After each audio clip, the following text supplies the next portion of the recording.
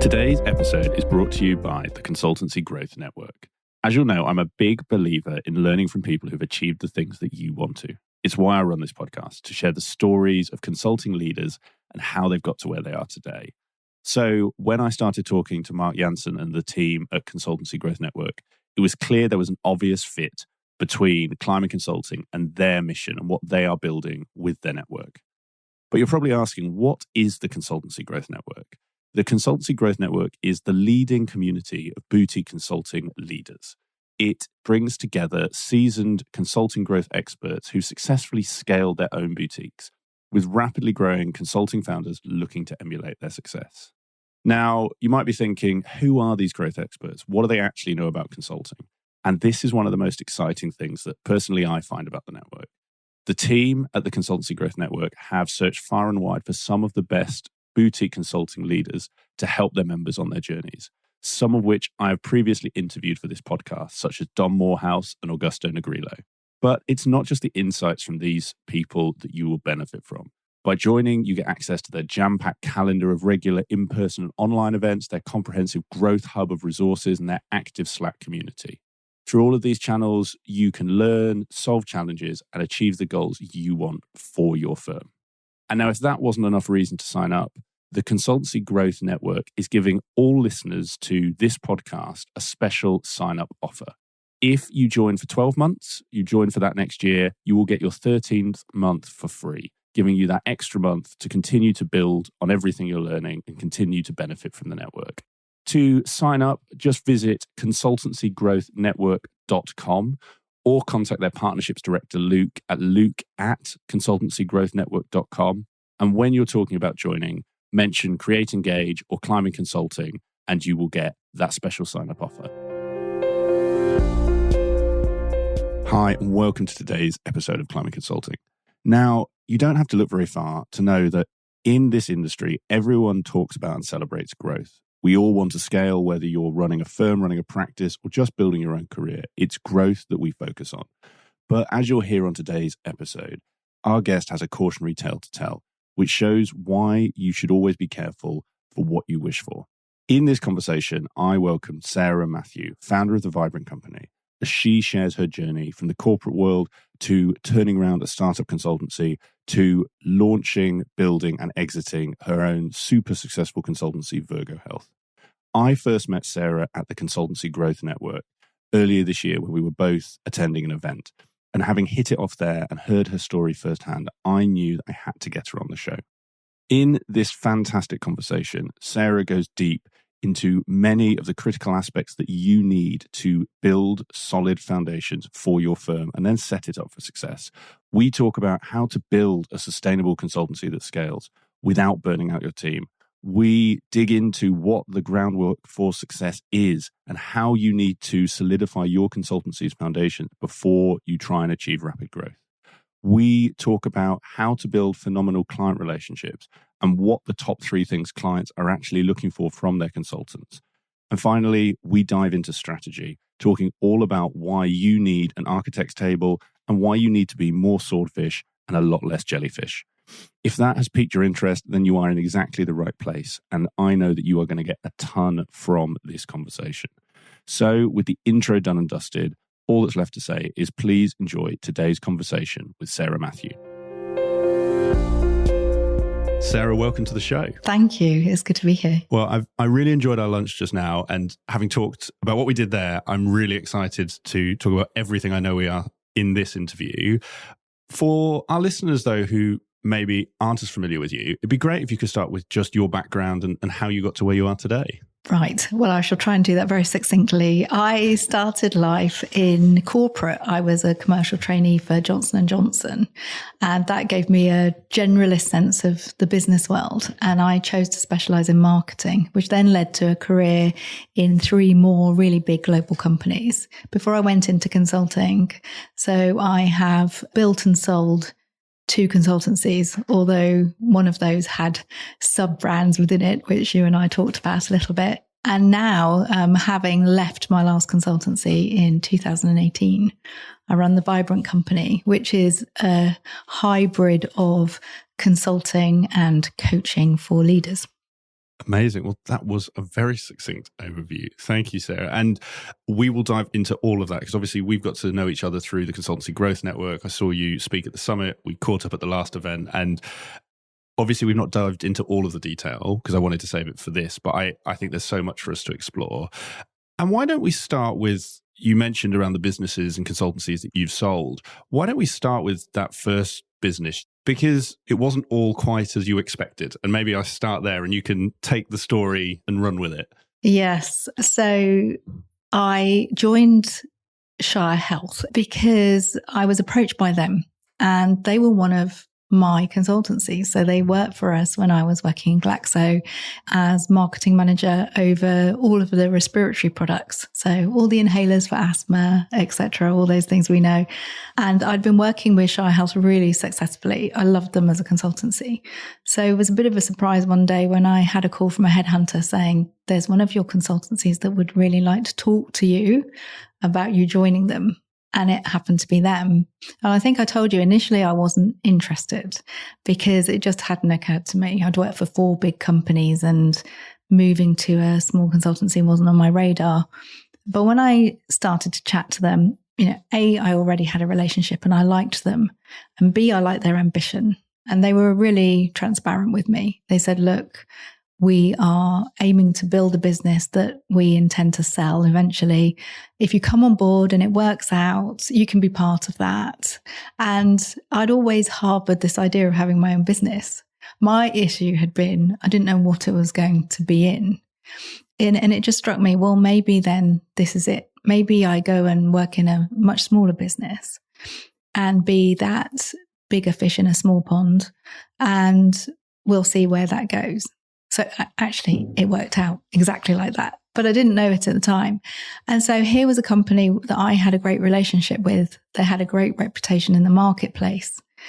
The issue was that they'd grown really quickly because they were good, because they had this reputation and clients kept coming.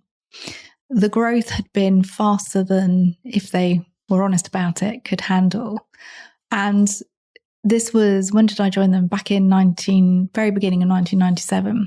So there weren't things like Glassdoor, due diligence looked very different in those days. And I get in there and I realize that all is not as it seems. It's creaking at the seams. There were quite a lot of disgruntled clients. So there were some clients, don't get me wrong, who were very happy, but there were other clients who were not happy at all. And in fact, I got a sort of initiation by fire as I went to a succession of client meetings and had very grumpy, sometimes very shouty people, just totally frustrated that they were not getting the level of service that they had thought they'd signed up for.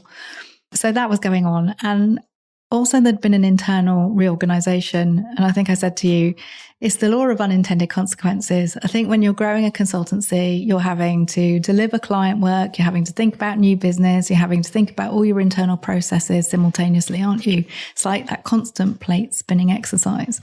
And they'd made a strategic decision in terms of organizing the business that on paper seemed to make a lot of sense. But it had a massive unintended consequence, which was really negative for the business.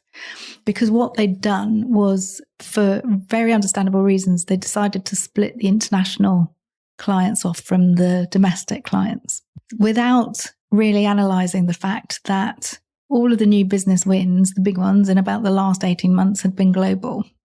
So all the domestic clients were potentially accounts that were going to be maturing quite quickly. No effort had gone into developing them. And so having split them off, the big global accounts were very attractive to the people who worked in the consultancy. And perhaps the smaller domestic accounts that had been going for a while and really needed a breath of fresh air were feeling a bit dusty and they weren't getting the attention that they deserved. So we had disgruntled team members as well. People, if you worked on the global side, this is fantastic. If you worked on the domestic accounts, this is not fantastic. And so what looked like a really good way of reorganizing things, because you would play to strengths, you would build more discipline globally versus they are slightly different types of work. From an internal morale point of view, from a new business point of view, Anyway, the net result was the piece of the business that I took over was, to all intents and purposes, dying. And so I had disgruntled clients, I had disgruntled team members. We were losing business, new business pitches that came our way. Could we honestly say hand on heart that we could do justice to them and deliver them to the quality that I knew we needed to do? The answer was no. And I think for me, the crunch came the day when I had to pull out of a pitch the day before, because we were so far away from the quality that we needed to have, not to win the pitch, but not to embarrass ourselves. And I just thought that would be reputation damaging. We're not going. So I had to phone the client up and say, we're not coming. And we had to have a really good think then about, okay, how are we going to turn this around? Wow. Well, I think that sets the scene very nicely. And both for, obviously, we talked a lot at lunch around kind of the speed of growth, and for consultancies, the challenges that can cause. And obviously for yourself at Shire Health, it sounds like on paper from the outside, it looked fantastic, but almost, we talked about our children, they grow out of their clothes quite quickly. And if you haven't got the next pair of trousers, things can start to go, it can be quite difficult quite quickly. You turned that client down. What did you do next? How did you start to turn the ship around? Because it sounds like it was on quite a downwards trajectory just through that. It had grown too fast and it was coming down the other side because of it. Yeah, I mean, it wasn't just that. You're quite right. It's not just that some of our team members were disgruntled. I think we had hired in haste, and I'm using the royal we, in the belief that anybody is better than nobody, which is absolutely not and that's one of my rules. I'd rather have nobody than the wrong body in the job. So the first thing, as I said to you, was what I find is, and I found there, is a lot of people working in consultancy have come about it through degrees, and they have certain specialisms and they have certain areas of experience, but they don't necessarily understand how a consultancy works. And my analogy was, we all drive around in cars, but it doesn't mean to say that we know exactly how that's happening. And my first step was, okay, how does this business actually work from end to end? If it was a ship, how is it that it floats? How is it that it has forward propulsion? How is it that we moor it? Like, exactly how does it work? Because having come from a huge company, I realized that nobody had sat me down and said, this is how we make money exactly. This is fee, this is pass-through expenses, pass-through costs. These are the margins that we're looking to work to. These are the utilization rates that we're looking for from all the people that work for us at the different levels. This is our tolerance for over-servicing. None of that. So I needed to understand how the business works. That was the first thing. And I had to learn that really, really quickly. And I remember, now we take billing systems and management information systems for granted. I remember having to build my own spreadsheet in Excel and get all my people and work out how many billable hours they actually had. And then all the fee income that we had to work, and doing all the sums and the machinations to make it work. So that was kind of trial by fire. So that was one thing. I understand how the business works. I think the second thing was to then say, okay, there's an order to this. There's an order to fixing things. And the order that we chose was to focus on the business that we already had. I would hope that that's quite intuitive for most people, but if not everybody. But it was like, there's no point in trying to win new business if it's like a revolving door. If as quickly as we can win it in the front door, we're losing existing clients out the back door. So let's really look after our existing clients. And so we did an analysis of every account, and we were very honest with ourselves. And we had lots of conversations with the clients to see how they were really feeling and what it was going to take for us to be a star service. That's what we wanted to be. And so that we got a really good understanding of, this is how we get to a point on all of the business we have now that we can say hand on heart, we're able to deliver our promise. We've got a very clear proposition in the marketplace. We know what we stand for, and that includes quality delivery. So what's it going to take to get there? And we had to do some pretty extreme things, actually, because we didn't have enough quality people to look after the business that we had at that time.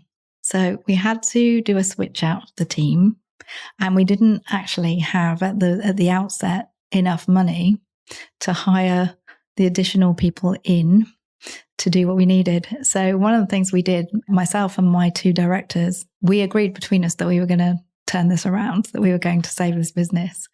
And so we worked in the business 5 days a week and evenings and weekends, delivering, leading the billable work. And that had lots of benefits, including knowing exactly where the clients were at, obviously making sure the quality was as it needed to be, and teaching everybody else, look, this is what we mean. When we say A-star standard, this is what it looks like. This is what it sounds like. This is what it feels like.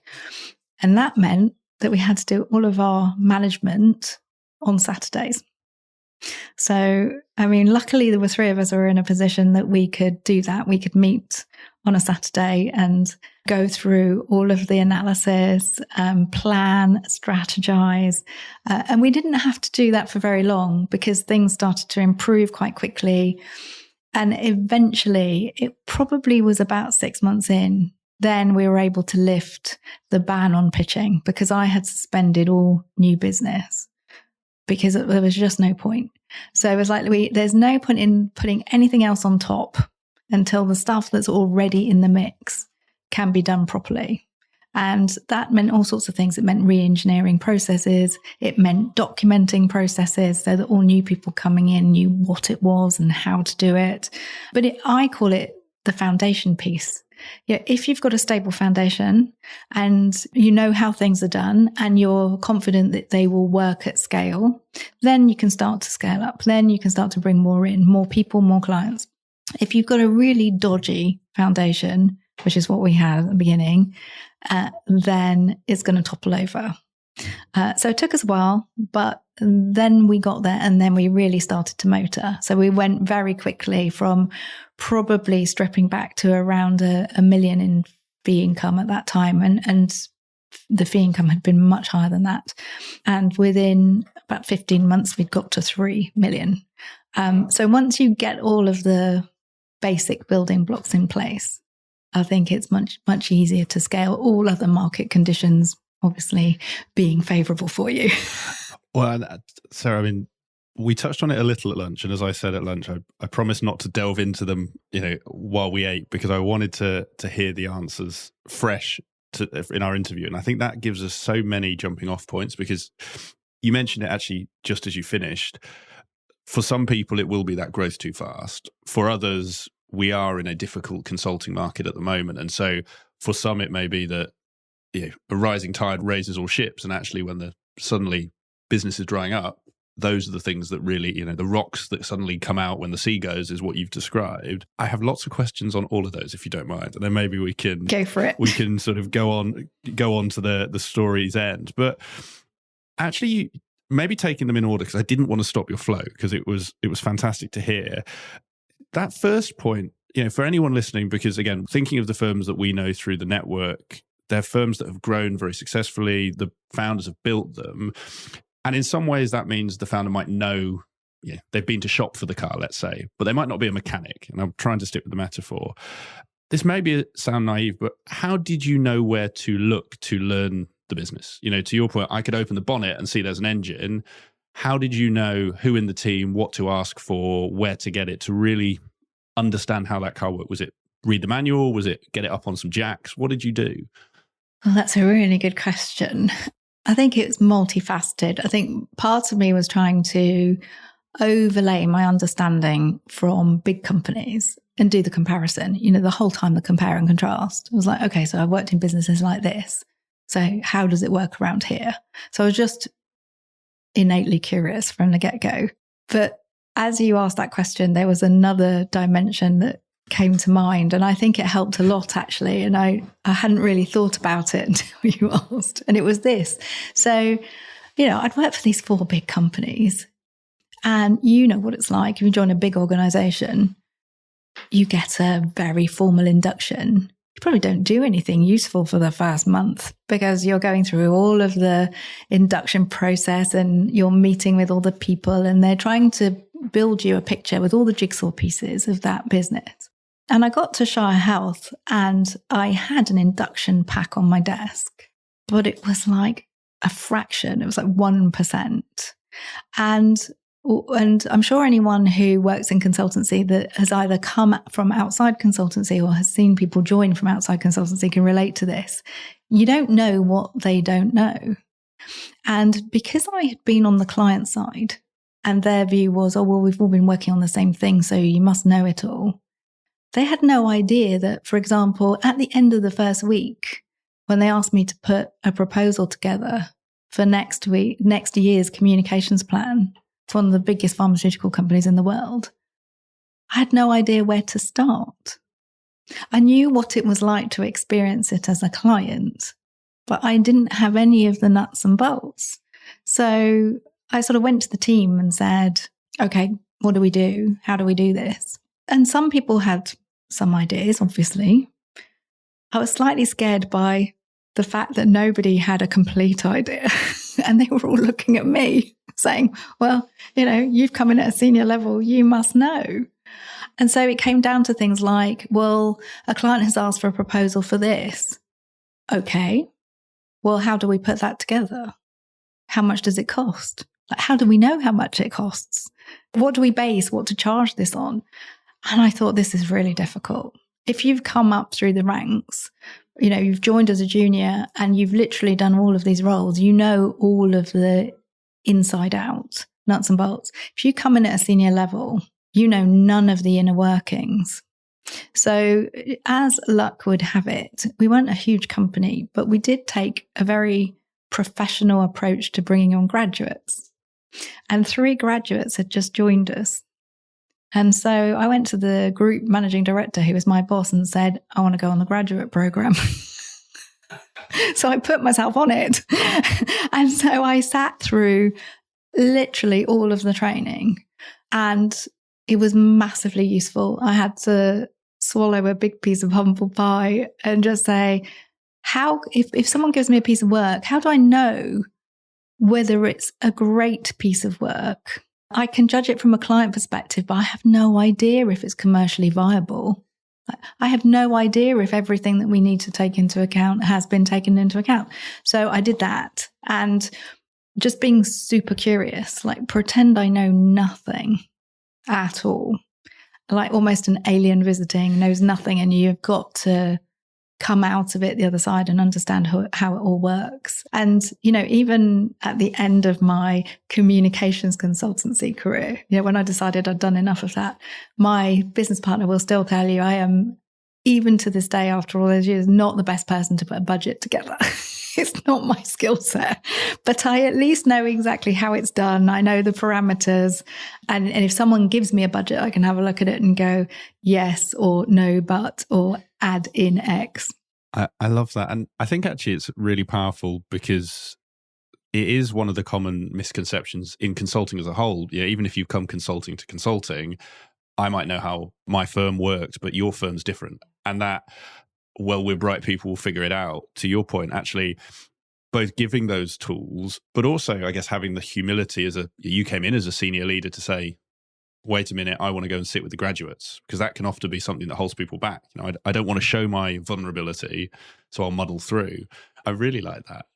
And just going through the sort of list of things you ticked off to change it. I think the other thing that caught my attention, and almost because it sounds quite contrarian, is you mentioned you worked in the business and you and the 2 founders really dived in and got to work with clients. I'm fascinated by that because, if you pick up most business books, they say you work on the business. And at a time of challenge like you had, that common orthodoxy would say, do more work on the business. You went, well, I won't say you went the other way. I'm fascinated how you decided to do more client work and almost if you would do that again, if you were sort of in that position today. Yeah, I would, because no clients, no business. Yeah, it's that simple. You can say you've got a business, but if you haven't got any clients, you haven't, have you? So, it was, I think at that point, emergency measures. And actually, just to say, it wasn't the 2 founders. So the 2 founders were sitting at a group level, and they were fantastic. I have so much respect for them. interestingly, they'd never set up a consultancy before. Right. So it was like the blind leading the blind. So they had done fabulously well. They were both fantastic entrepreneurs and had created this first of its kind consultancy. So it was the first dedicated medical communications company in the UK, serving pharmaceutical and healthcare clients. So I had two very strong next in line, second in command. And together we're like, well, we do know what it's going to take to make the clients delighted. We know how to do that. And there isn't anyone else in the business who can do the whole thing. So our first priority has to be keep the clients we've got. Because the worst thing in the world is to lose them. You know, imagine you're working on the business. You lose your current clients. You may sit there in the belief that you can do new business activity, bring new people in, maybe start from a clean sheet of paper, but it's still going to impact your reputation. People talk now more than ever. So let's turn this around. You know, I always think, and part of our work was issues preparedness and crisis management. I always think that a crisis is a fantastic opportunity. And we were in crisis. So, yeah, I don't think there was anything else you could have done. It was save the current clients, make them love us, get back to a point where they genuinely think there is no one better that they could be working with. Make sure that's really solid and locked in terms of how we're doing that. Make sure we've passed on that knowledge. And now we've got a whole team of people under us who know exactly what A-star looks like. Then we can spend our time working on the business. I love that answer, and you're quite right that no clients, no business, and as you say, particularly in industries like consulting, and I'm sure that kind of in the pharmaceuticals industry, it's the same. Industries are small. You know, it amazes me in our sector how I was on the phone to someone yesterday, and you know, when you're comparing who you've been speaking to or names, the same people come up, and it's a great point. And I realize I jumped a step, but would be fascinated, given what you said about how you learned the business, because you mentioned that you went in, a number of clients had already, without you asking, told you what they feel in fairly strong terms, let's say. It sounds like, though, that there was also clients where you needed to understand, okay, what is it that would make you delighted, to your points? And this, again, may sound like an obvious question, but I don't know how often people ask in our industry. How did you get that insight from clients? So I already had a working hypothesis. And one of my big frustrations when I was client side, and I know all my colleagues shared it, was that we were always feeling like we needed to make a trade-off. So we were working with consultants in the areas of marketing, strategic communications, and we wanted three things. That's what it boiled down to. So we wanted great strategy. We wanted people who came in, who really got it and thought about our challenges as if they were their own. And then we wanted super creativity because it needs it. You know, this is a hugely crowded marketplace, and you're going to have to be creative to stand out and break through. And also, there's the internal dimension of no one wants to keep doing same old, right? So having marketing consultancies come in and go, you could do this, and you go, wow, that's amazing. I've never done that before. Yes. You know, and that emotional buy-in, not just the cerebral, oh, that's a great idea, but, you know, no, you could imagine yourself presenting it to the board and saying, look at this mega idea that we're doing. So we wanted creativity. And the third thing was execution. Please just implement what you have said you will on time and to budget, right? Three things. And there was almost no consultancy that could do all three. And that was our frustration. We'd sit there at the end of a pitch process and think, okay, well, we can't have all three, but for this particular need in the business, which two are the most important? And I was determined that there had to be a way to be strategic, creative, and to have flawless execution. And turns out, one way or another, every client you talk to, you know, they may have had an issue with one of those dimensions, like you're just not giving us the strategy, or your ideas just aren't innovative enough, or, you slip on timelines. And that's something you picked up the phone and asked them directly. Oh, yeah. That's also one of my rules. If you sense even the hint of disgruntlement, run towards it as fast as you can. Yes, definitely. I think that's going to be one of the quotes of the podcast. Yes. I mean, it's very powerful when you call up a client and you say, maybe you've just been on a conference call with them, and you say, I'm just checking in. You didn't seem particularly delighted on that call. Obviously, that's not the impact we're going for. So I'm just checking in with you. And I would say 9 times out of 10, and this wasn't a technique, it was authentic, but I would say 9 times out of 10 clients would say, oh no, it was great. I've just got a lot on my mind, or I've got a lot of other things going on. And then 10% of the time a client would say, yeah, you're right. And I'd say, okay, so tell me more. Let's work on it. Let's fix it. Because if you don't know about it, you can't do anything about it. And I think the trouble is, I've seen in consulting time and time again, there's an elephant in the room. We all know the client's a bit fed up. But what tends to happen is it's the equivalent of people putting their hands over their ears and go, la, la, la, la, la, and just hoping somehow or other it will go away and it will get better. And it never does. No, it's these, and like you say, they are things that I think people know, but hearing it and it being reinforced is the thing that is often forgotten. And I think that point around service, and you mentioned earlier around getting everyone to learn what A-star service looked like and the process, that's also a fascinating area because, again, something that characterizes consultancy with the capability of people who go into it, and also the breadth of client problems, because you mentioned a communications plan for a global pharma company. In one hand, you could say, well, that would be the same, but actually, I don't know pharma, but I imagine drugs are different, regions are different, etc. How did you tackle that challenge of providing structure to create consistency of quality while giving flexibility? Because, we talked at lunch, didn't you? If people don't have that ability to be creative, they can get frustrated. Yeah. How did you balance those things? Well, I think probably at the root of it is always coming back to why, which, as I say, it sounds like the most obvious statement, doesn't it? But I can remember early on in Shire Health, I had a couple of people say to me, why do you always start the meetings? And obviously this was when I was working directly on the client work and leading these pieces of business. Why do you always start, all of the major meetings with the reason we're doing this is because the outcome the client wants is this, because if we're always orienting towards the North Star, we can't go wrong. And what I'd experienced as a client was I'd say, okay, so we've had this idea and we think we should do X. And the consultancy say, oh, okay. And then they'd find a way to tactically deliver on it. But where was the challenge? I'm expecting you to be an expert in your discipline, your dimension. If you're in a consultancy and I'm the client, you're an expert. If you're not bringing any expertise to the party, your value is pretty limited. And that sums up what had been going on in Shire Health in some places, not all, but in some places, was that the mindset was more around how do we get the tactics done?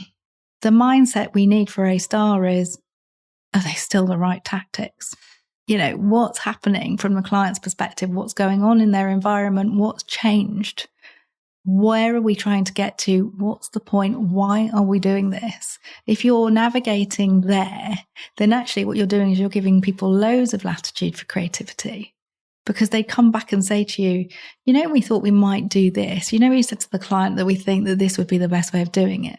Yeah, well, this has changed and this has changed and this has changed. And by the way, over here, there's now this cool feature, right, that we could use. We could do that. We think we should go back and say, look, there's a better way of doing this. Perfect. Right. So I think for me, that's the difference. It's what I call the level of altitude. It's the level of altitude that you're operating at. Is it up here as to what's this all for? Or is it down here, which is how do we get this piece of the tactic done? Which, don't get me wrong, the detail focus there is really important. But once you're sure that it's absolutely the right thing to be doing.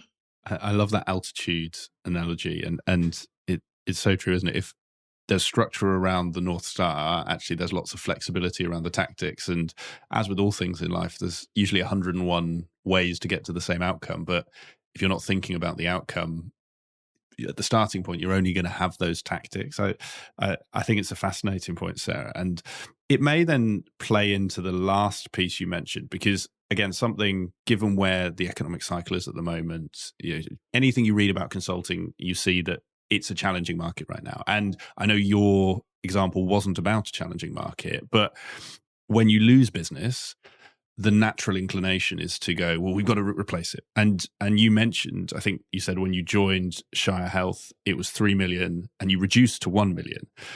I mean, I've got lots of questions, but I guess if I'll give you two and you can take them how you want. I think there's the first one, which is obviously as a managing director, it's a pretty bold move to say to the founders, to the owners, to your shareholders, let's say, I'm going to reduce revenue by 60%, or you might tell me it had already been reduced, but I'll let you answer that.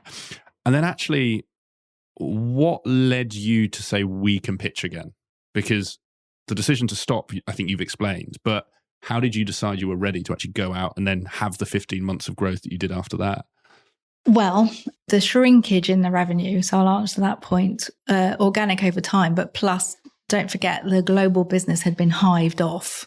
And so in total at that time, the business overall was probably still doing very well, but my bit was in recession.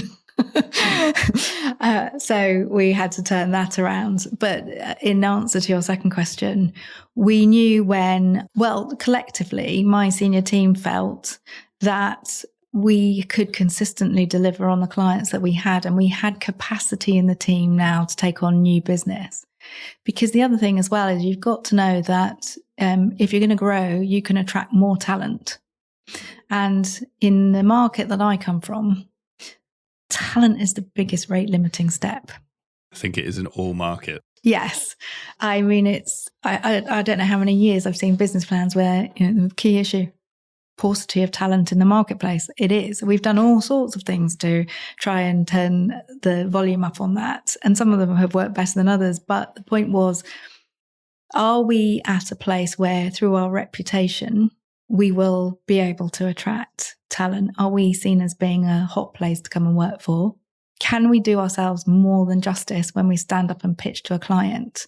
I don't think any pitch opportunity is ever lost. As long as you have made a good account of yourselves, it's a fantastic way of demonstrating how brilliant you are, even if you don't win that piece of business. So always go into it with a view that even if we haven't won this pitch, we could do 6 months from now, a year from now, 2 years from now. So could we do that? Because if you remember, I had to take us out of one because I was frankly terrified we were going to embarrass ourselves. And I was really honest with the client. I told them why as well, but which they appreciated. But I think that's the other piece, is that you build the client relationships. If you build authentic relationships, if you can have those kinds of honest conversations, and then you keep in touch, so I didn't finish there. I said, look, I'm here. I've got a plan. We're going to work on this. We love doing what we do. We just want to be able to do it in a way that you love. And when I've conquered that, when we as a team have sorted that out, I'll be back. And they said, great. And so I think two things really, which are quite basic, but really important in times like this when it's tough. Number one is your client focus. Where are their current pain points? It's not about what you want to sell. It's about what they need to buy. And companies who keep their finger on the pulse with what it is that clients need and how that's evolving and changing, will weather the storm far better. And client relationships on top of that, because there are some clients that I had such great relationships with. If we needed to fill a gap, I'd phone them up and say, I've got some capacity right now. What can we do for you? Where can we help? What challenges have you got that we can work on and solve for you? And they'd say, oh yeah, there is something. Yeah, I'm not saying that's going to happen every time, but it's doing those two things in parallel. Well, and it's weaved throughout all of this story, so that client focus. And like you said earlier, ultimately that's the core, isn't it? Because if you haven't got them, you're not a business. And I think your point around the world getting smaller, people ask for as we see on the network Slack day in, day out, does anyone know a good supplier for X, or has anyone worked with supplier Y? And that's the same in any type of consultancy. I'd love to turn to I'm jumping a little bit to your next venture, because I think that has been a fantastic deep dive. And thank you for going there with me, because I just think to what we were talking about there around the market, there are a number of firms, we both speak to a lot of consultancies, and across the board, people are finding it a challenging time. But actually, it's either people have grown really quickly, like you say, or they are struggling with demand. And I think there's so much in there. And I'd almost love to turn to Virgo, to your next business. And maybe you tell me the start of the story, because I know it was an intriguing, I found it intriguing, the journey you went on with your co-founder. And I'll let you tell everyone how you met and where you were before. But I think the journey of then how you put all of the things you learned into practice at Virgo is where we'll go next. Okay, so Shire Health grew and grew, and we sold it to WPP, then one of the largest, if not at the time, I think the largest marketing services group in the world. And we had a great experience. And I think it's important to stress that all of my colleagues, so by then we were a much bigger company, and on a senior leadership team, I think the only person to leave was me. And they all stayed and did fantastically well. So it's not that it was particularly negative, but what I found now being part of a big marketing services group was that I was a bit more back in corporate again. And the reason I stayed in consultancy was because it turns out I'm way more of a make it up as you go along person than I am wade through the bureaucracy and the red tape of a big company. And I was like, so I've had the taste of entrepreneurialism and being my own boss and charting my own course. And now I'm back marching somebody else's tune. And I don't love that.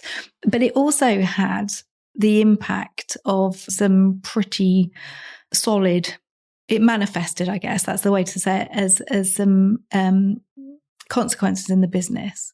So, for example, because you're now part of this huge company and it's publicly quoted and you've got to hit the targets, the latitude to be able to hire ahead of new business, gone. Now, I'm always very careful about it, but, you do not want to burn your team out and then make them pitch for a load of work where the client says, is this the team I am going to be getting? And you have to lie through your teeth because you know damn well that there's no capacity in that team. And the only way you can hire new people is when the business is in the back. It's just ridiculous. So sometimes it's a financial necessity, but for me, it was ridiculous. No, you can't give a bonus to everybody in the team anymore because there's a corporate policy that says only senior people. No, that actually was the deal breaker for me. So I thought time to do something else.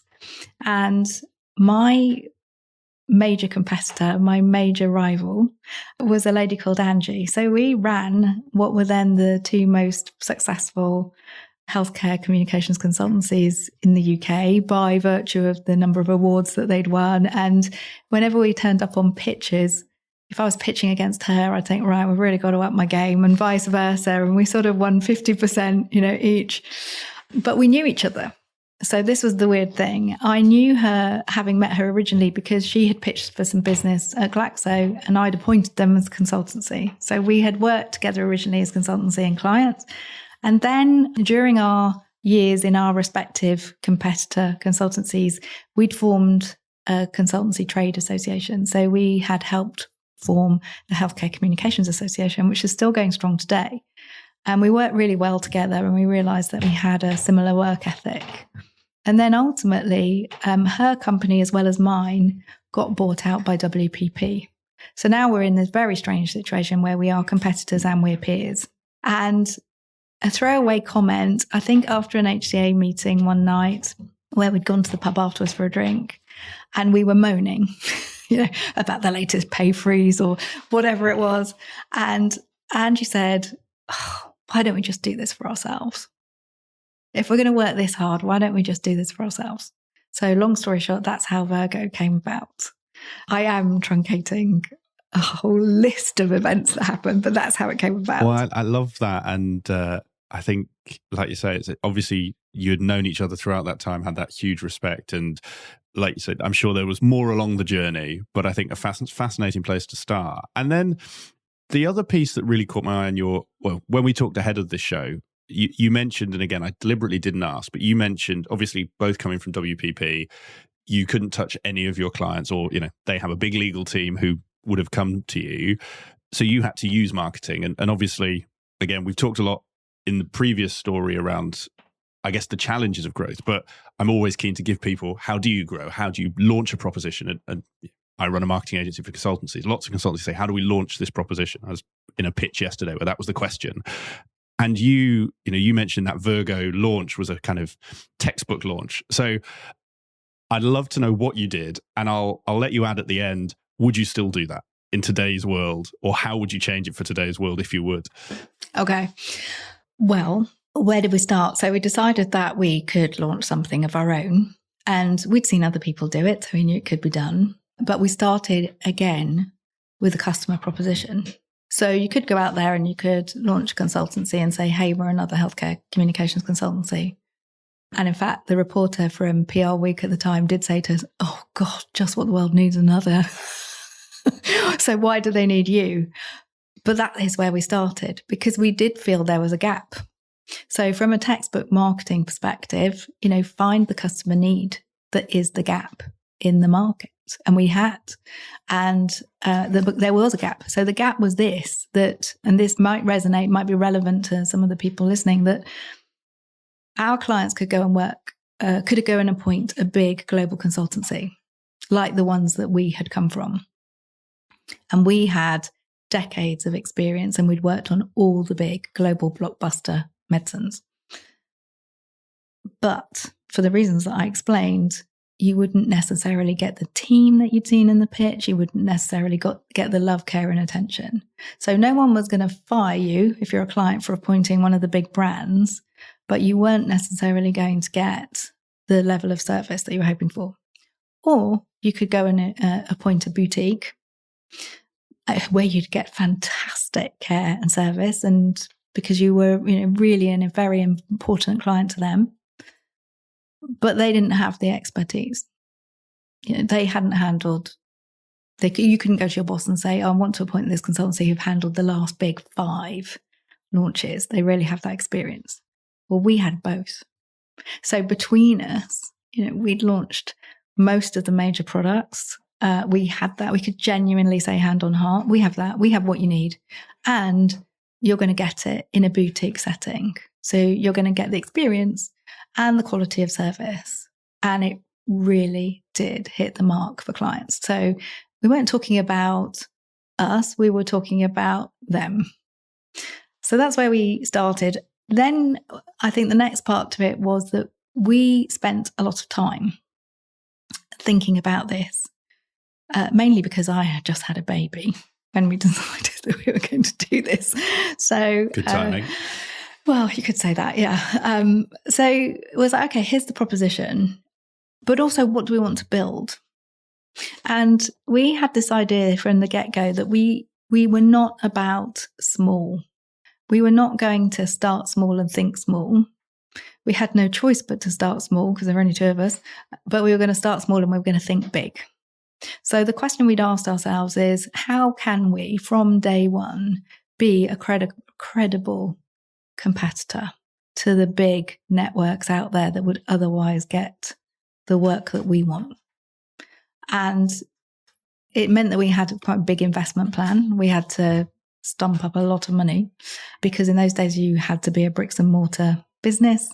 And if you were going to attract this level of global clients, they had to be very credible offices. You needed all of in those days, the media databases, which cost thousands and so forth. So we said, if we're going to do it, let's just do it properly. So we had a very clear plan. And I know we'll talk a little bit more about that because you want to know about strategy. So we will talk about that. We had a very resonant proposition. And obviously I've described it in detail. But then what we did was we worked on our brand as if we would have done for a client. So we looked at every aspect of how the brand was presented, articulated, the whole communications plan, the PR plan, the marketing plan, the whole thing. And we had the critical elements, I think, have to be there. So you have to have a proposition that resonates, tick. You have to be able to fish where the fish are. I'm always saying that to people, which is, where is your market? How will they find you? Especially if you cannot go to them. So where do you have to be? Where does your fishing net have to be for those fish to swim into it? That was number 2. And I think number 3, what in communications terms we call congruence. So in marketing terms, for me, marketing is what we say about ourselves. And it's really important for setting the tone, creating the brand awareness. PR is what other people say about us. And there needs to be congruence between the two. And we achieved that. What I'm going to add on top of that is some of it was a really happy accident. We were very much helped by situations beyond our control. We had planned to launch in September and we ended up launching in July. The following July? No, the previous July. Wow, okay. The previous July. And it was such a rush that literally our marketing materials and our business cards were delivered to the launch. So I'll tell you about that slightly because what happened was, there may be equivalents in other industries for anyone who's listening, but there is a big awards event for pharmaceutical marketing communications. 1,200 people in a hotel in London and a lot of the decision makers. And we hadn't even thought of going there this particular July because we hadn't intended to launch till September. But we had taken a few people into our confidence to say, look, we think we're going to do this. And one of those people was the marketing director of the company that runs those awards. And the next thing, we get a phone call from them, obviously in complete confidence, saying, hey, we've got an idea. One of the categories in these awards is launch of the year. And the problem is that the consultancy that normally sponsors it, they've won it. So they can't give the award to themselves. So we're going to have to swap things around a bit. And we were just thinking, if you could get yourself to London in July, you could be the launch of the year, announcing the launch of the year. So to answer your question about how do you get to clients when you're not allowed to go and solicit, as they call it in legal terms, you make sure you can be seen where they are going to be. And of course we said, well, we're not really going to be ready. And then we just thought, hang on a minute, we have to be ready. We just have to. It's just too good an opportunity not to do it. So that's how. I love that whole story, Sarah, and particularly, and I've noted it down because I am going to start using it. Your definitions of marketing and PR, because I think so often I hear in our industry people talk about PR, and to your point of it being what others say about you, too often it is, how do we pay to get the FT to let us talk about ourselves? It always makes me smile when I see the Raconteur magazine, which is just a 10-page advert for whoever has spent the £20,000 on it. But I think just a great story. And to that question, the second part of that question around how would you do it today? Because you mentioned, when you did it, you had to have a bricks and mortar office. Obviously, we haven't talked about it in depth, but you've launched a third business, the Vibrant Company. You work with a whole swathe of consultancies. What is today's equivalent of the bricks and mortar office, the equivalent of the business cards? Well, I think if I was going to do Virgo now, I'd think about it very differently because I wouldn't need necessarily a bricks and mortar office. And in fact, my business partner has gone on to set up an extraordinarily successful business, which is all virtual in the same marketplace. So just proves what can be done.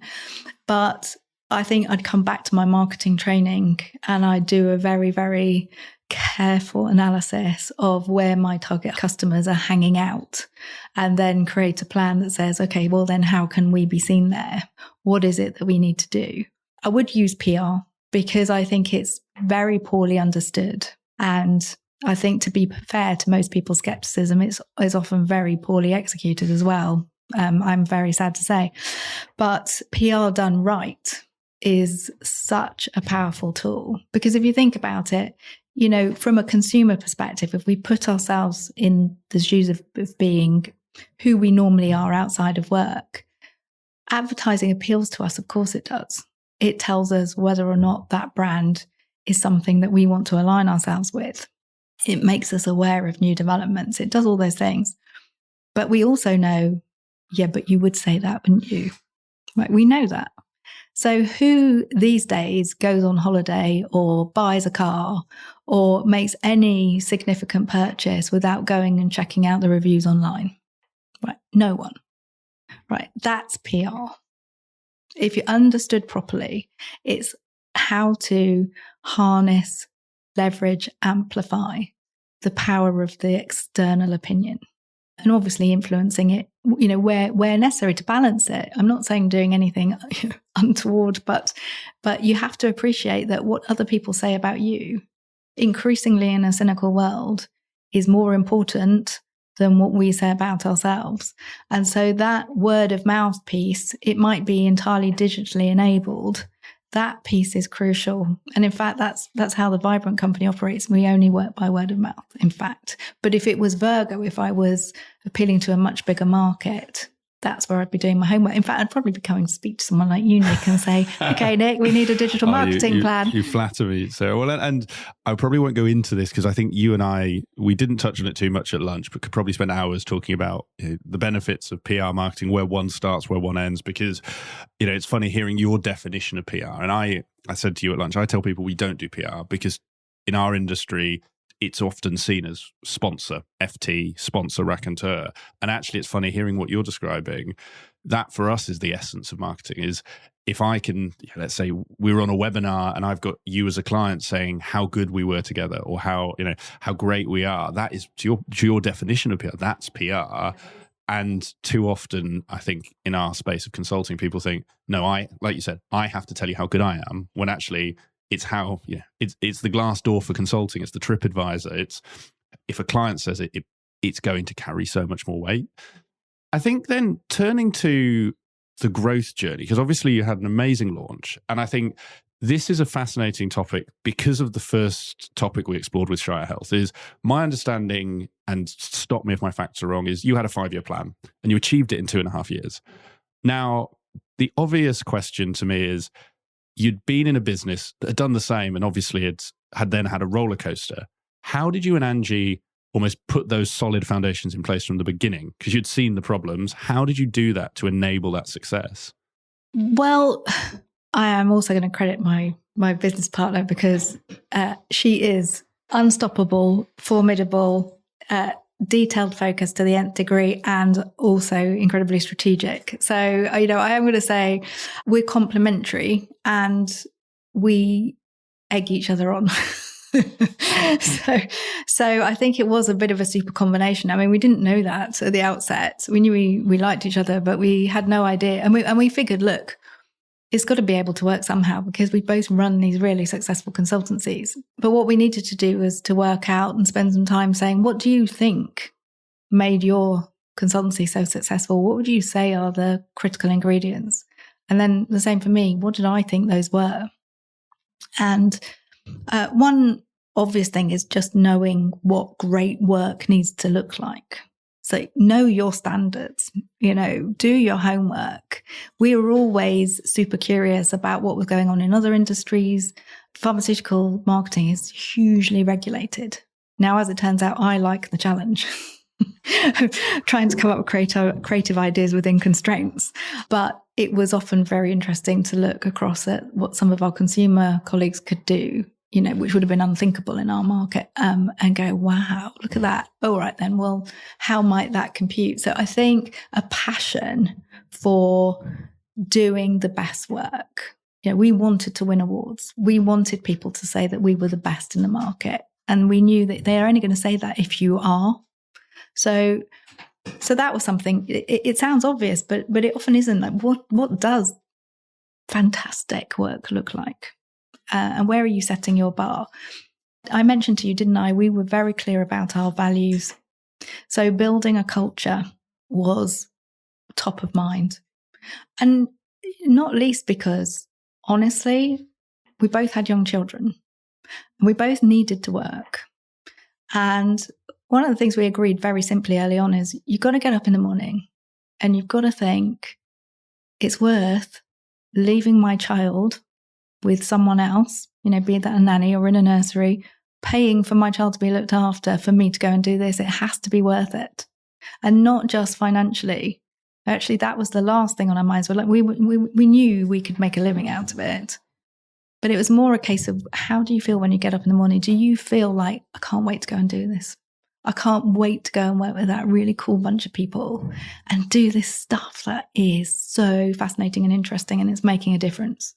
Because all of our work, ultimately, the end of the food chain is people live longer, healthier lives, right? It makes a difference. So that culture was really important. And then that came down to, so what are our values? What is non-negotiable?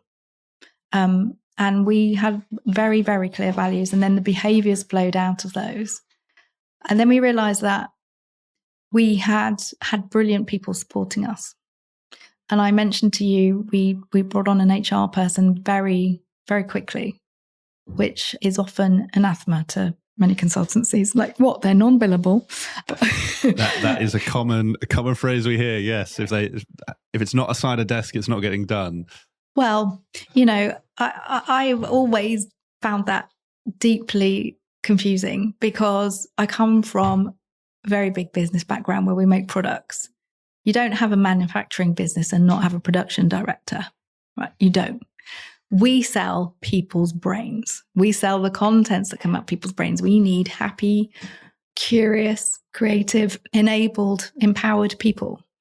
So we are people, both Angie and myself, but we recognized we needed someone to come along. And we found someone at a very senior level who just at that time was looking for a part-time job and helped us create all of our role definitions, all of our competency framework, all of our interviewing system, all the questions we used, how to make sure we taught everybody in the business who needed to interview how to interview and assess against our competencies and our behaviors.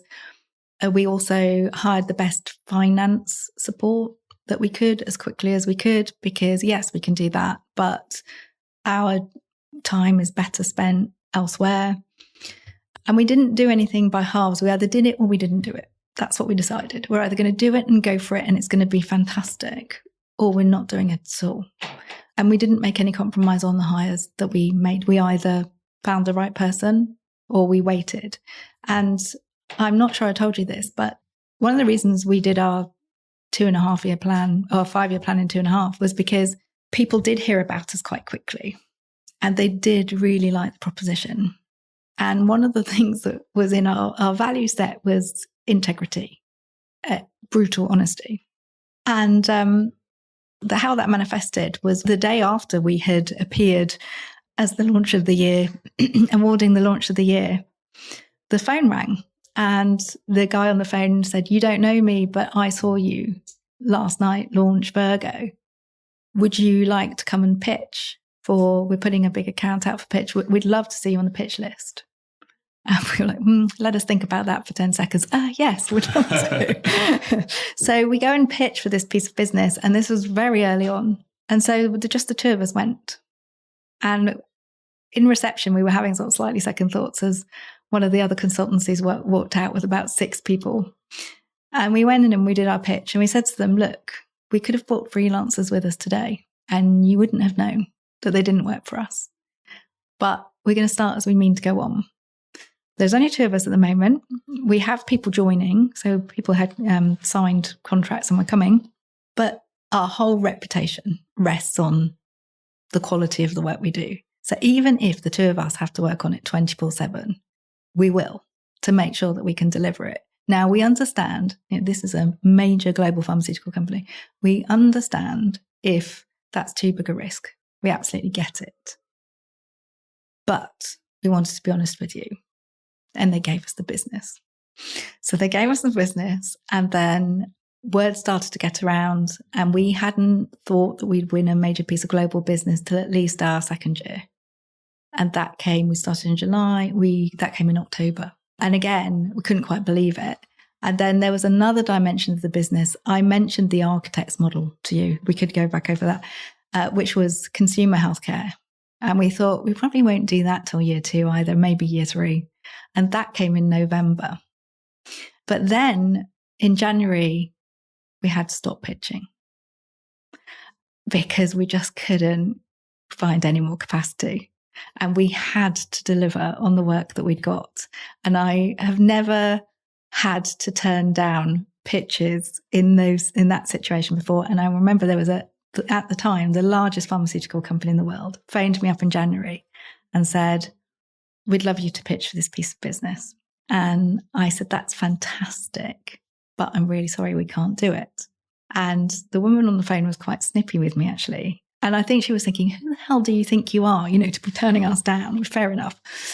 So I said to her, look, if you were one of our current clients, you would want me to be having this conversation with you. You would want me to prioritize you. And as it turned out, this company had asked us for credentials back in September, and they told us that we weren't big enough then. Fine, right? But now this is January, they decided we are big enough. So I said, so that's where we are. We cannot afford, and we will not, it's our promise, to let our current clients down. And we simply do not have the capacity to take on any new business. And she was really quite snippy and put the phone down. So I thought, well, I didn't have a choice. The next day she phoned up again and she said, we've talked about what you said. And actually, we really respect it. Can we go on your waiting list? So we did have a waiting list. And in the following August, so August was when we opened back up, and we said, well, they were the first people we called, and we said, okay, we'll be open for taking on some additional work. And they didn't even make us pitch. They gave us a piece of business. And when I'm telling you this now, it's almost like I can't quite believe that it panned out the way that it did. But I think it speaks to your question around fundamentals. Get the basics right. And we'd learned a lot from all the mistakes that we'd made in our previous consultancies.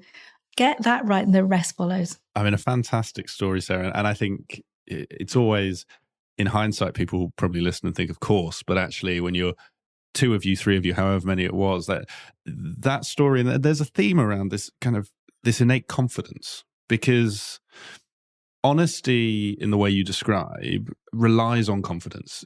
For you to say, no, we will not pitch, or as you said in the Shire Health story, we're not able to pitch, relies on you being confident that will come back at some point, or your business will come back. I do have some questions on the bit you just described, but I just love to pause on, where did you get that confidence from? How did you do? Is that an innate, since you were a child, you had that? Was it something you built? And particularly when it was in those difficult scenarios where you're growing a business and that client could have doubled you, how did you have that confidence? I knew you were going to ask me that question as soon as I did it, and I just don't know. I don't know, but I think I always felt, I can't remember a time when I didn't feel that it was possible to be honest and that it would be okay, and I couldn't bear the thought of untruths. And even when I was at Shire Health at the end, when we were in WPP and I was having to pitch for business ahead of capacity, I used to sit my team down in advance and say, I'm sorry because we're going to go into this and we know what the client's going to say, and we know what we're going to say, and we know that it doesn't all add up. But it's the only way that we can bring in the new business, which will give us the new lifeblood, that will allow us to bring in new people, will make your life easier. This is how that game is played. But I actually hate playing those games. I maybe come to the 2 questions that just sprung to mind as you talked through those 2 examples, the HR director and the hiring, because I guess coupled with the confidence, and this might have been a period in time thing, to your point of, it's now much easier to get reviews than it was, is there's so much advice these days around how to start a consultancy, how to build a consultancy. There's plenty of books on it. I mean, every day there's a book about business in general.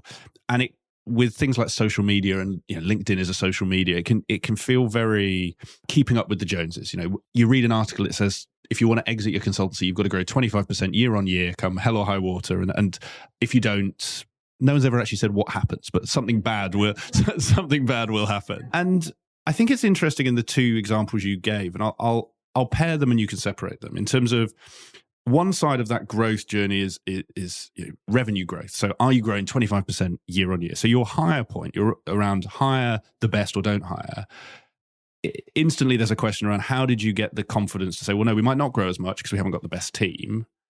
And then the other side, again, if I went on LinkedIn, I will within 5 minutes find I've got to grow 25% and I've got to do 20% EBITDA. Again, I don't know where 20% has come from, but that's the limit. And again, to your point of hiring an HR director, if I'm channeling my listeners, I imagine some people listening think, well, I don't want to hire an HR director because I don't want to make less than 20%. And I don't want to assume that was the case for yourselves. So I guess it's that kind of twofold of how did you almost drown out all of the noise?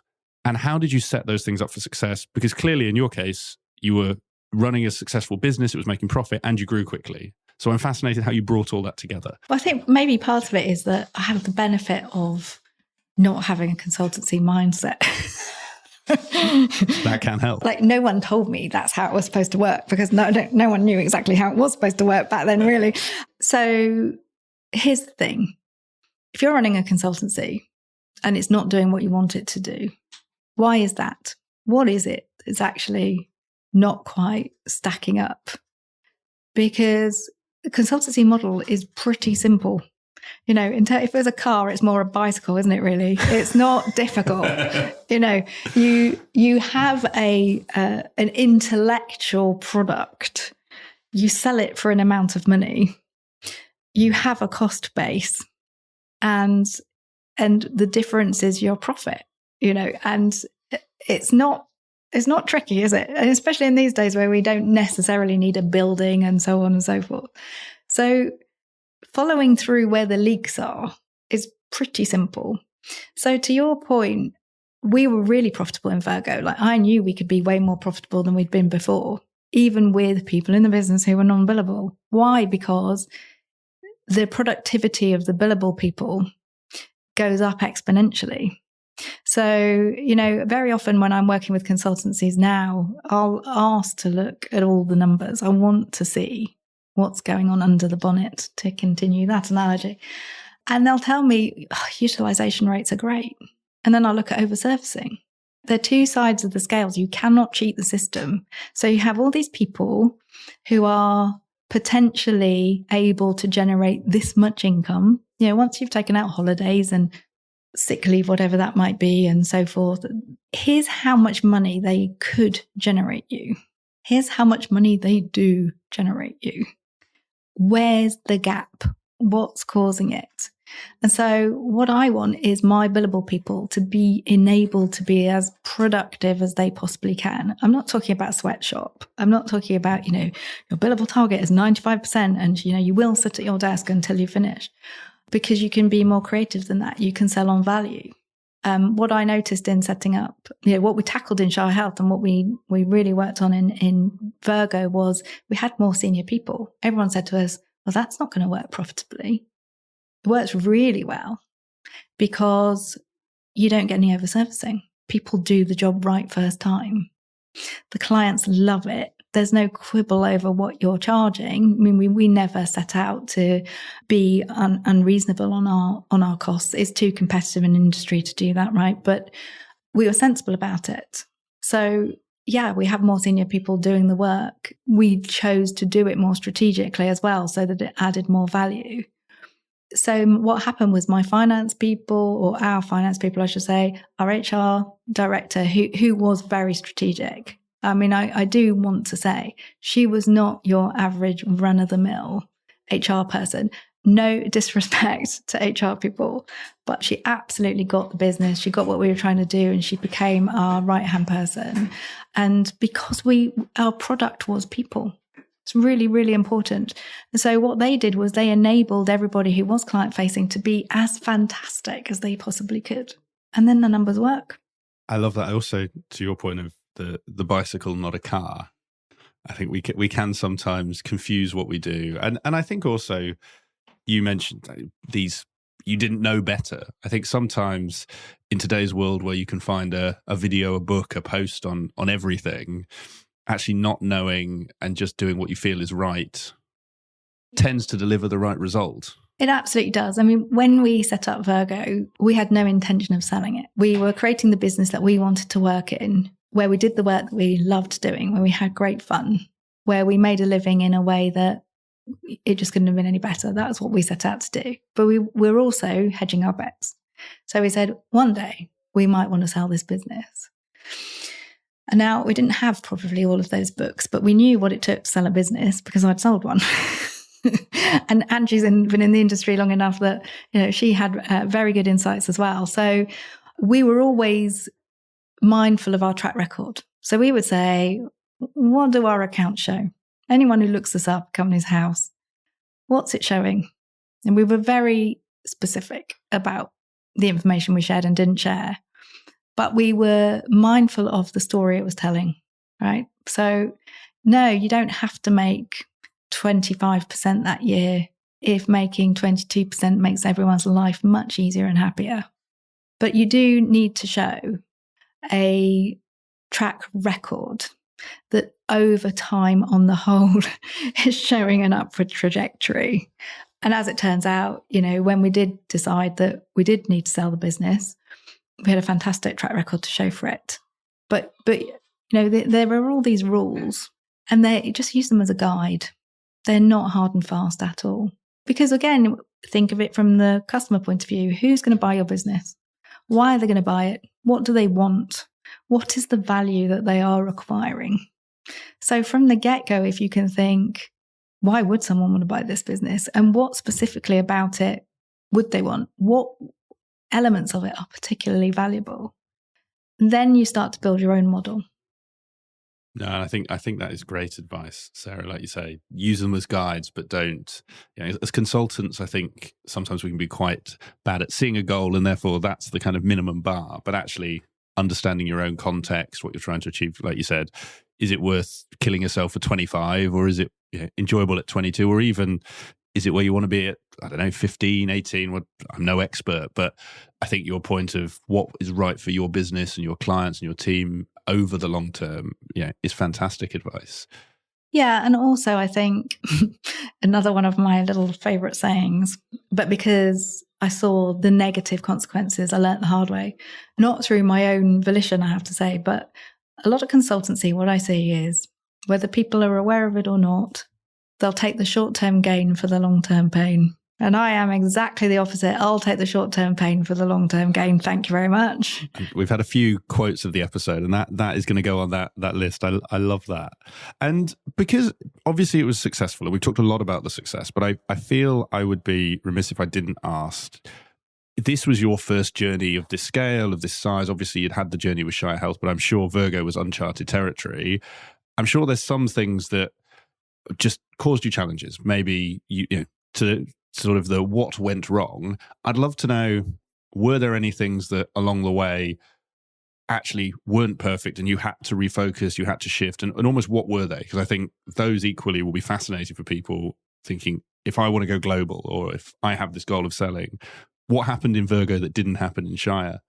Yeah, well, okay. I guess I'll start with a slightly easier place. I mentioned what I call the architect's table. When I work with consultancies in Consultancy Growth Network as a growth expert, I always want to know what their strategy is.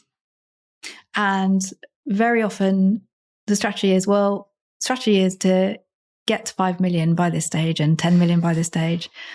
And for me, that's the first mistake, because it's a number.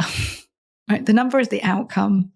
The strategy is that what business are you going to build that will deliver you that? And so I think we had a clearer idea in Virgo than I'd had in Shire Health. In Shire Health, we had loads of experience. We'd set up an office in New York with some success, not as much as we'd like, to be honest, for various reasons, and learnt a ton from that. Now, with Virgo, the reason I mentioned the architect's model is this. If you're particularly visual, you'll hopefully see this. If you go and look at, say, some new houses and you go into the show house there'll be a model, won't there, of the whole development on a table somewhere in the show house, and there'll be this perspex box over the top, and it'll say, this is what we're building over these many years. This is phase 1, this is phase 2, this is phase 3. So I always encourage companies to think of their strategy like that. Even if they're a virtual business, think of them as virtual buildings in the business or virtual locations. And so Angie and I were clear. And the reason we wanted global expansion was not because global expansion for the sake of it, but because of our customer base. So things may have shifted. My caveat here is I left pharmaceutical marketing consultancy back in 2018. But generally speaking, there are 3 major buying centers. There's Europe, there's North America, and there's Asia Pac. So we started in the UK, which then was a great hub for Europe.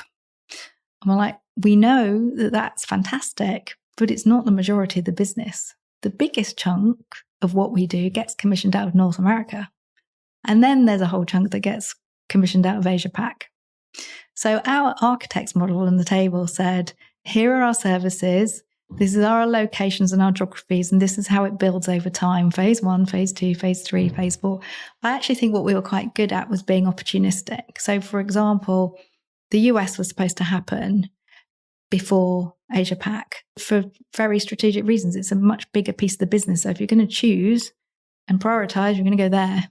But then this fantastic opportunity came along to hire somebody amazing in Singapore, and we thought, we'll do that. So one of the challenges was moving things around when you could see that you'd be crazy to pass up that opportunity. It might not be exactly in line with the plan, but you're still going in the overall direction. From a building perspective, we're just building phase 4 before we built phase 2. Does it matter? Maybe not. So I think those were some of the challenges in scaling it. And I think because we'd both worked in global businesses and we'd made loads of mistakes before, it was pretty successful. And we really did rely on the word of mouth. So the people in Europe told their colleagues in the States, told their colleagues in Singapore, and that helped massively. But our biggest challenges, without a doubt, were people challenges. They're always people challenges. It's just how it is, because it's a people business. And in fact, all businesses are people businesses. And sometimes I find there's a bit of pushback to this. Where I'm like, look, honestly, no people, no businesses. It's not just no clients, no businesses. Businesses that are created by people, run by people, they're for people. And all the challenges are always people related. Someone said to me the other day, one of my clients, a software company, they went, well, when a piece of software breaks, that's not a people problem. I said, yes, it is, because it only matters if someone cares about it. Well, and someone has to fix it. And then someone has to fix it. Do it. And someone has to build AI. I love it. And the architect's model, again, so there's been so many simplifications, your ability to simplify the complex, I love, because visually that makes you, well, maybe we all haven't, but many of us will have been into a showroom to see a new build, or just like, even go buy a car, there is a version of what's coming in a perspex box. And actually, like you say, so often in consulting, we talk about, well, we're going to be an X million firm. And actually that's quite amorphous, isn't it? And it's not a destination. It's, we've got a whiteboard there. If I said paint a picture of a 10 million firm, we'd probably have very different pictures. And that's where I guess your architect's table comes in. Your point there on people, and we haven't talked about it throughout, and I'd love to just spend a bit of time on it just to get your thoughts, is we talked about at Shire Health how no clients, no business. And you've just explained no people, no business. And I'd love to know, take Virgo, take Shire, take your clients now, how you balance those two. Because I think there's an innate, you mentioned around, let's say, take utilization. If you sweat people 99%, they're not going to be happy. But I also think in today's world, there's, we were talking about the different generations at lunch, like there is that move towards, well, what's your employee value proposition? What's your employee benefits? And I'm sure for some of our listeners, they're thinking, well, there's no clients, no business, but the consulting market's super competitive, no people, no business. How have you approached that to, I guess, how did you balance that, putting clients first while also putting employees first? Yeah, well, we did balance it because for me, the people are as important as the clients. So you have to. It's not necessarily easy, but you do have to. And on that, I think it comes back as well to what you're trying to build. because where I see the greatest differentiation in success is where the company has a genuinely compelling story to tell about what it's up to in the world. And it's interesting because, we were talking about, I hate the generalization, but nonetheless, the Gen Zs coming along, which I have too, and how purpose driven they are. So that's a real opportunity because for me, it really matters why I'm doing something. And it did for Angie as well. So we were lucky in a way because the work we do instantly has a human related purpose. If we get this right, then more people get access to this latest innovation for a rare cancer. So there is a genuine purpose to that. But also our purpose was to make sure we were the best at what we did and that we were working towards making sure that these incredible inventions that are happening in terms of medicines and therapies were getting through to the people who most needed it. And in the work we were doing, we were helping to remove the obstacles and the barriers. So that was a major part of it, but we were always telling the story about Virgo. So storytelling was a big thing. To your internal team, that was? Always. Why did we create it? What was it about? But also, where were we going? Because for me, leadership has always been, it's a funny topic, isn't it? Because lots of people consider themselves to be leaders by virtue of their job. But really and truly, you're only a leader if people will come with you.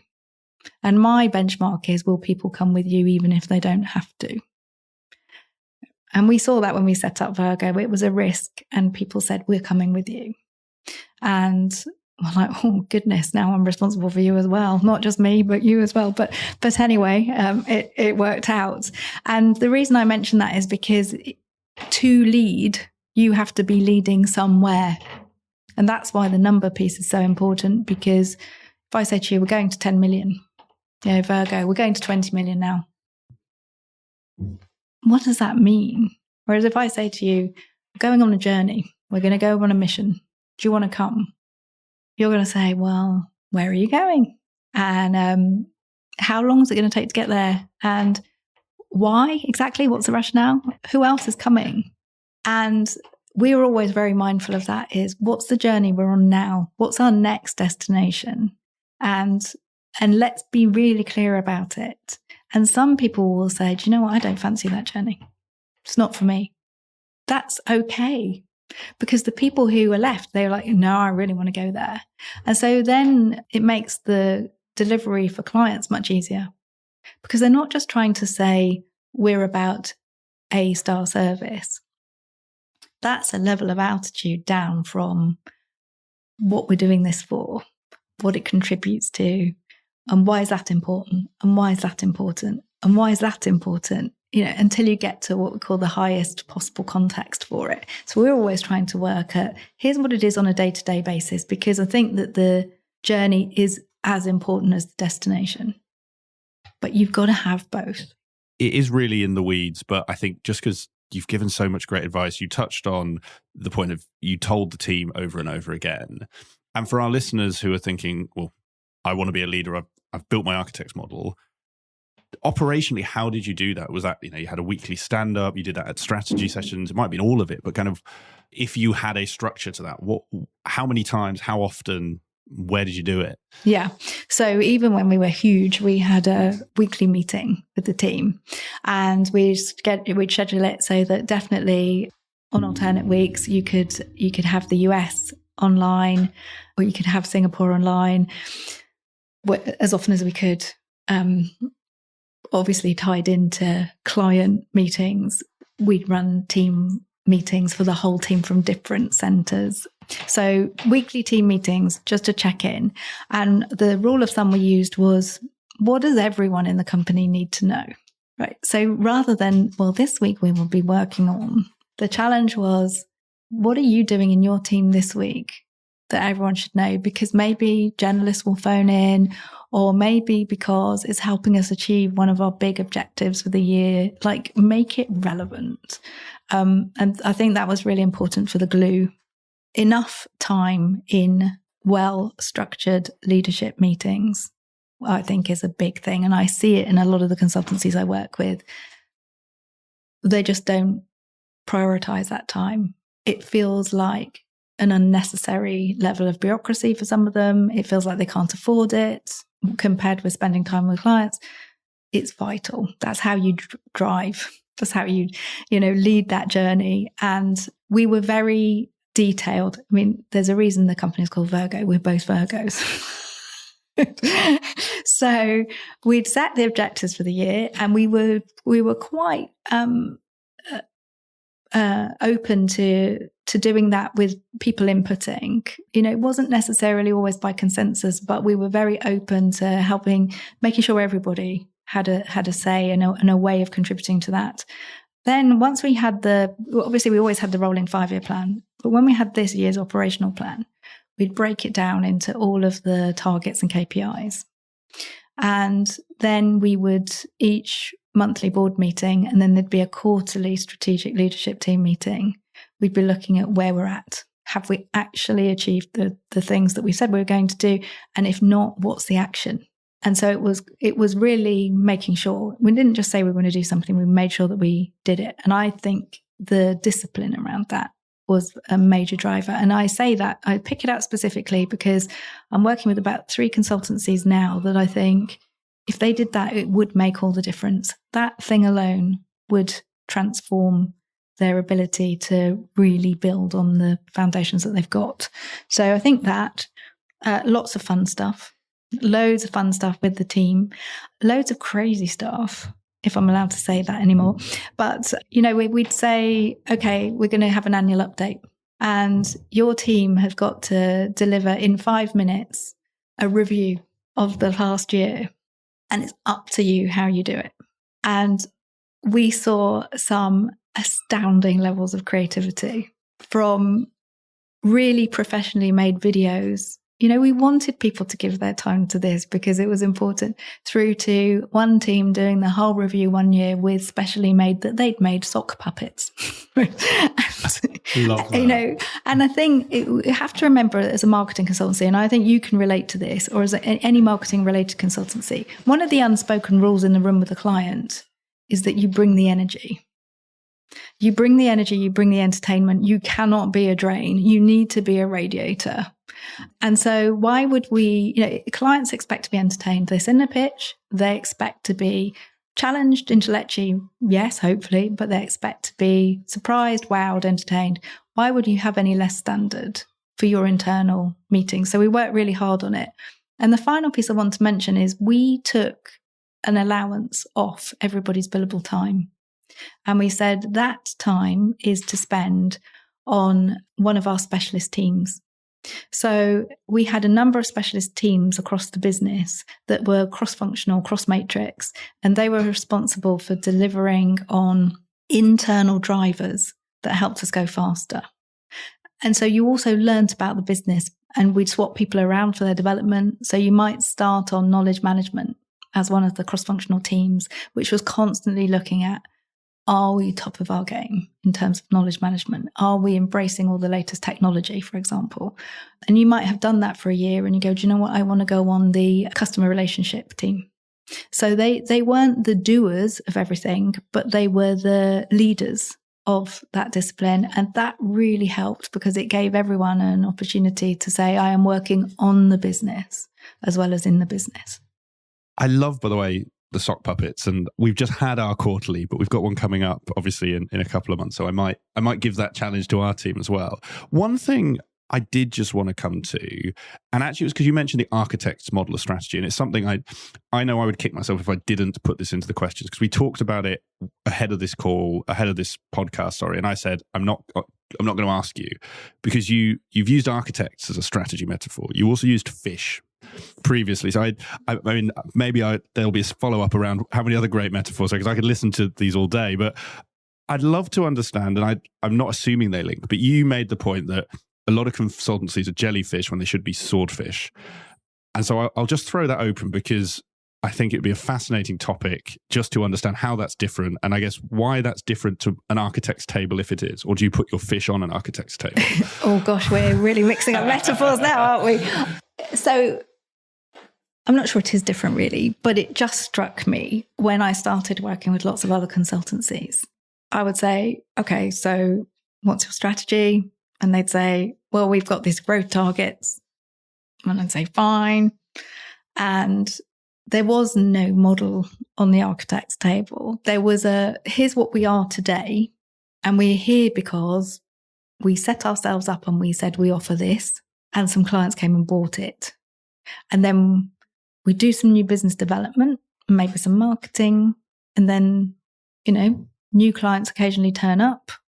And so if we just do more marketing, if we just do more new business development, we'll get to 5, 10, whatever. But none of that speaks to, well, what are the client needs that you're answering? Because the architect's table is around the elements of the business that you are building now and in the future that speak to a specific client need. And so the reason that I sort of started to see them as jellyfish, I was like, oh, well, you're just being blown around by the current. You do some marketing, do some new business, hope for the best, new clients will come. And somehow or other, on the current, you'll be taken to 10 million, right? Which just doesn't work. And I think that looking around with all the consultancies I work with, that's pretty clear. So what makes the difference was be a swordfish. And what I realized is sometimes it's as simple as giving people permission to say, what do you want to build?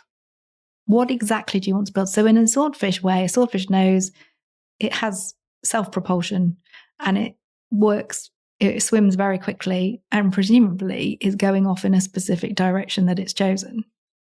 And so that's what I really want to encourage consultancies to do is be more swordfish, don't be a jellyfish. Now, I have real sympathy and empathy with this because I remember joining Shire Health and within the first few weeks being asked to produce a forecast. And I'd really only just started to get my head around the business. And I said, how the hell am I supposed to do that? And the group managing director who'd asked me looked to me as if I was, from another planet and said, well, you make it up. And the reason it was so ridiculous to me was I'd just come from this huge company where we used to forecast £250 million worth of portfolio using state-of-the-art computer models. So I'd press some buttons and I'd play with the scenarios and it would pop me out a number and I'd go, there you go, that's what we're forecasting for production. I had no such tools for consultancy. I was like, well, how do I know what clients are going to come next month and then the month after that? How could I possibly know that? And he said, well, you decide. You decide. And I was like, oh, yeah, I could decide. And then he said, which clients do you want to get business from? I was like, oh, yeah, I could have a list. Like, why not? Like the equivalent of fantasy football. Why don't we make a list of all the clients that I'd love? Like, we know what all the great products are, all the great brands we'd love to work on. What would we love to work on? So one of the things we used to do in Virgo is we used to say, right, what business haven't we got that we want? And we'd make a list and we'd prioritize it and we'd go, right, how are we going to get it? And we'd go after it. And we'd get it, most of the time. So it might take us a while, but we'd get there eventually. So that's what I want to say. Swordfish is about you are allowed to say. It's not to exclude the opportunities that come your way, but it is to say, take more control of your own destiny. Like, choose. Well, I'm really glad I asked. And I think it's a great point. And we talk about that finding your niche. And as you talked about, too often specialization is confused for exclusion of, oh, well, if I specialize in, operational consulting, if anyone comes across me from anywhere else, I'll have to just say no. And like you say, actually you choose, but you've got to be there for something. Yes. And sport is about the only area I could do metaphors or references. But I think, I'll try my best to be have half the sayings that you do, Sarah. But I think it's, so interesting. You see people who won a World Cup in something are doing all sorts, take, Strictly Come Dancing. They get a football star, a rugby star. They're not a dancing star, but they've been drawn in because they're the best in their sector. And actually it's the same in our space. If you're the best at this, well, we want to work with the best. And okay, you don't know our world intimately, but the best is still the best. And I think I love that swordfish and jellyfish. It's a terrible way to try and bring them together, but I almost feel, from what I've heard from you, it's almost the architect's model is the development, but that jellyfish or swordfish is, you mentioned living in London. What part of London are you from? Are you putting it, I don't know, in Angel, or are you putting it in Canary Wharf? And actually, you can run around with your architect's board, but if you don't put it in the ground, you're never building the vision into reality. And I think that's where your jellyfish swordfish is so powerful. Yeah, and as I say, very often it's just a case of saying to people, you can do this, you are allowed. And it really helps. Well, Sarah, I'm conscious we could spend the whole of the rest of the afternoon chatting about this. And thank you so much for coming all the way to Bath. I've thoroughly enjoyed this, and I've taken as many notes for my own business as I'm sure my listeners will for theirs. I want to come to our last questions, and there's just two of them, but I'm sure you'll have some fascinating answers for these as well. The first one is books, and I also say not all of my guests are readers, so fine if you aren't, but the question is, what is the book you've gifted or has had the biggest impact on you, and why is that? Okay, well, that's an easy answer. The book that I have gifted most is called The Inside Out Revolution by Michael Neal, and I'm a big reader, but I'm more into Audible and audiobooks. Massive fan of Audible, yeah. Because then I can consume books on the run. The reason I've recommended it is because it changed my life. You can tell you're in marketing. That feels like it's a whole other podcast to me. But, what we haven't talked about, and for good reason, because I think in terms of what's most useful to the listeners, is actually selling the second business. It went really well, but we went through another earn-out process, which is a challenge in its own right. I went into it with my eyes open and I knew what I was getting, but suffice to say at the end of it, I was exhausted. And that's part of the reason that I thought, I've done this now. I don't want to do any more of this. And I don't know what I want to do instead. And a story for another time, but I was recommended to read The Inside Out Revolution. And it led to me going to the US for a year, retraining to be a transformative coach, which is how I get to combine coaching and consulting for the Vibrant Company. And I only wish that I'd known what's in that book when I was running my businesses. Well, as I say, that is a brilliant pitch for it. I am going to go, and I have 3 credits on Audible as we speak. So one of them is going on that. And in a round 2, which we will do in the future, when you want to come back to Bath, we will talk all about that journey. And then the last question, and I appreciate the gradings here might be slightly different from a marketing consultancy to a management consultancy, but yeah, I will extrapolate. So the question is, you have 3 people in front of you. One, I know as an analyst, they're just starting their career in consulting. One would be a manager in the bigger consultancies, but they're kind of middle of their consulting grades before partner. And the third person is one who is approaching partner. So that's that decision point, either to become a leader in their business, or as you did, go out and become a leader in another business. And the simple question is, for each of those 3 people, what one piece of advice would you give to them? Well, for all of them, I would encourage them to identify what it is in the business that they're in now, the job that they feel most plugged into. Some people don't even notice, and notice that and build on it. Because I think if I've learned anything, nobody can be good at everything. And the least amount of time that you spend each day in resistance to doing things you don't want to do, the better. So wherever you are in your career, work out what you're really good at, what you love doing, and see where there's an opportunity to put that to work. So for mutual benefit, where does that really help your organization go faster? So I think I'd say that to all of them. And I'm not sure I'd have different advice for the different levels.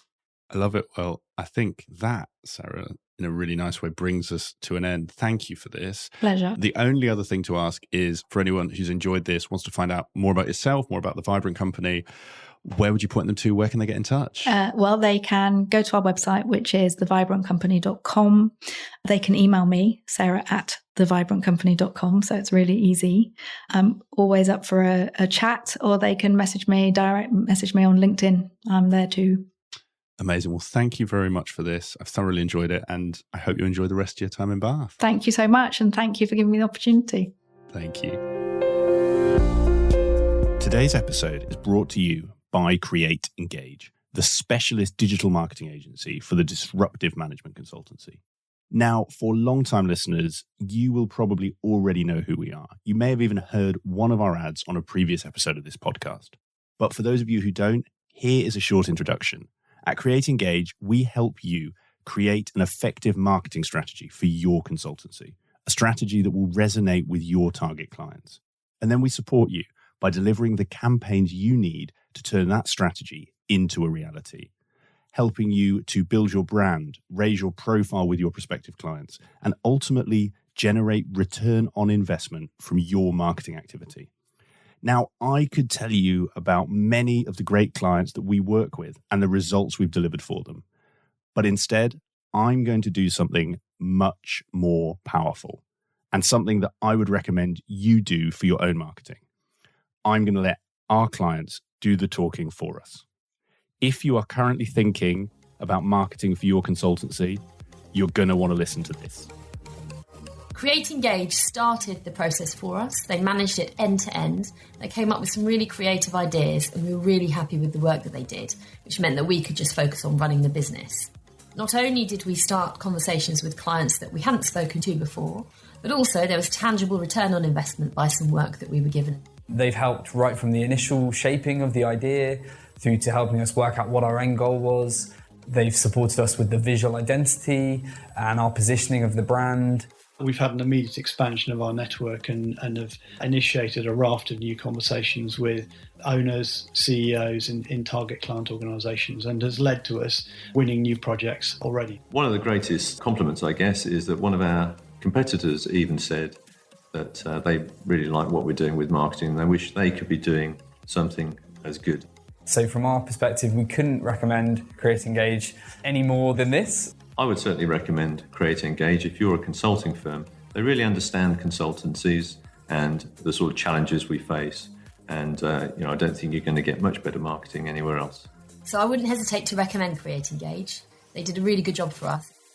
So if you're looking for an agency that can help you achieve the results that our clients just described, then head to our website, createengage.co.uk, where you can find out more about how we support consulting firms like you. You can download our latest ebook and you can get in touch to talk about how we can help you take your consultancy to the next level through digital marketing. I hope you enjoyed today's episode of Climbing Consulting. If you have any guest recommendations, comments, ideas, thoughts on how I can make this show better for you, just drop me an email. It's nick@createengage.co.uk, and I really look forward to hearing from you.